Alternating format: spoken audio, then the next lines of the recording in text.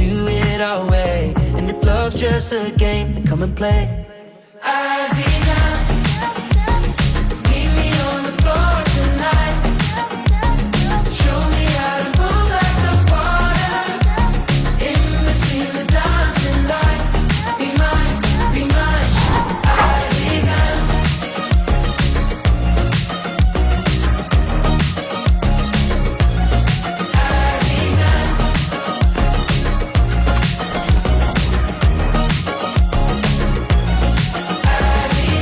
I wanna get lost in your ocean and drown. I wanna be careless and free. I wanna live here in the moment we found. I wanna be all that you see. Well, tomorrow can wait. Freezing time in this place till the sun is awake. Be like a magnet on me. I don't care what they say. We can do it our way. And if love's just a game, then come and play. Aziza, meet me on the floor tonight. Show me how to move like the water.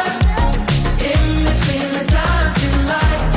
Be mine, Aziza. Meet me on the floor tonight. Show me how to move like the water.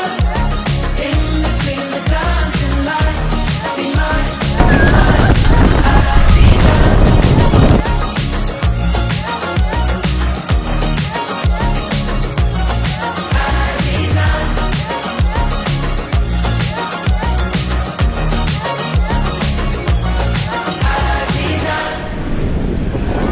Senden uzaklaşmak istedim. Yavaş yavaş kənarlaşmaq istedim. Gördüm adamlar elə çox darıxdı. Əlini tutub qucaqlaşmaq istedim.